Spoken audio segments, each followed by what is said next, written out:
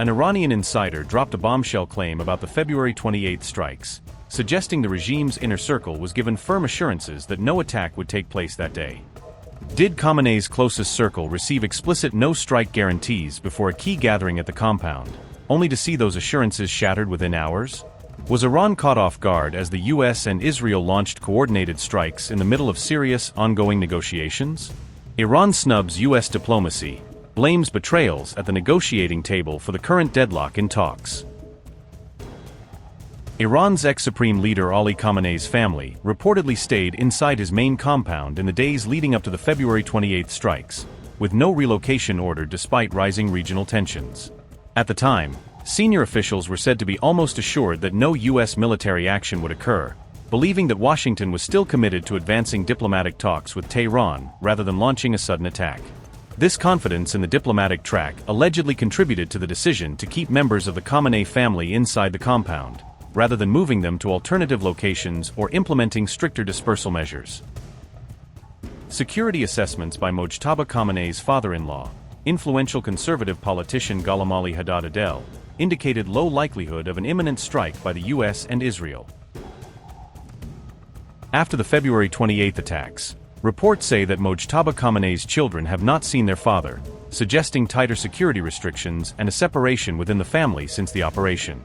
The children are now reportedly staying with their maternal grandfather, indicating that the Haddad-Adel household has become the primary safe location for them, while the situation around Mojtaba remains sensitive. These disclosures are being highlighted by Iranian voices as they question the credibility of US diplomacy, arguing that Washington's decision to proceed with military action despite ongoing talks shows that its negotiating posture cannot be fully trusted.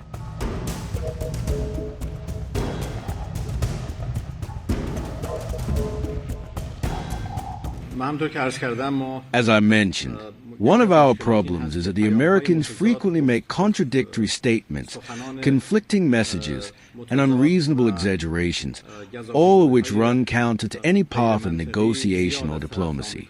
Regarding the reports that the U.S. rejected Iran's proposal or Iran's response to the U.S. proposal, that refers to a few days ago when Mr. Trump tweeted that it was unacceptable. However, after that, we again received messages from the Americans expressing a willingness to continue talks and engagement. I don't know why this issue has resurfaced in the media today, but the matter dates back several days. An attack on our nuclear facilities has already taken place once, and they claim they completely destroyed them, yet now they are once again talking about attacking the facilities. These contradictory statements truly indicate the depth of Americans' confusion regarding their objectives in this war. So the most important issue right now is the question of trust. We cannot trust Americans at all. So everything should be exact. Everything should be defined very clearly before we can conclude a deal.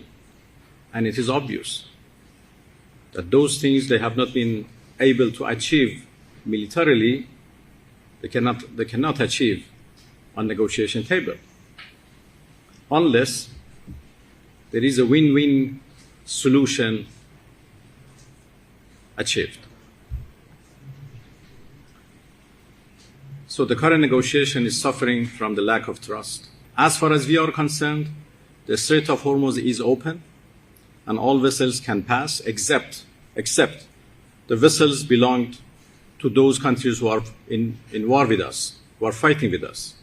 The situation in the Strait of Hormuz is very complicated right now, and we are trying to help ships to pass safely. Everything would go back to normal once the act of aggression is totally and completely ended. China has been helpful in the past in the resumption of relations between Iran and Saudi Arabia. We have very good relations with China. We are strategic partners to each other. And we know that Chinese have a good intention. So anything that can be done by them to help diplomacy would be welcomed by the Islamic Republic of Iran. Iran has reportedly ruled out a second round of talks with the US unless 5 trust-building conditions are met. Tehran has listed 5 conditions that it is calling the minimum guarantees needed to revive negotiations with Washington. Fars news agency reported the conditions on May 12, citing what it described as an informed source. Fars news agency citing a source said, and I quote, "Iran's conditions include ending the war on all fronts, especially Lebanon, lifting sanctions, releasing frozen Iranian assets, compensating for war damage and recognizing Iran's sovereignty rights over the Strait of Hormuz." Iran also informed Pakistani mediators that the continuation of the US naval blockade in the Arabian Sea and Gulf of Oman after the ceasefire has further reinforced Tehran's distrust toward negotiations with the United States. Unquote.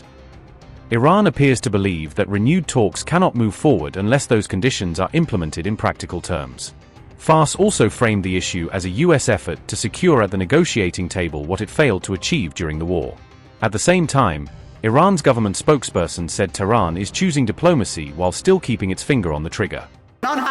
Also, we are waiting with our finger on the trigger, God willing, for our negotiating atmosphere. Because our main outlook is toward lasting peace and, as stated by the martyred leader, we pursue diplomatic matters based on 3 principles: dignity, wisdom, and expediency.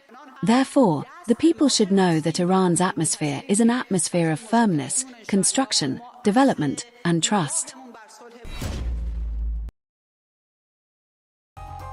As the fragile ceasefire drags on, Iran is openly asserting that it is ready to confront any new aggression head-on. Parliament Speaker Mohammad Bagher Ghalibaf declared that the IRGC is fully battle-ready if conflict with the United States reignites.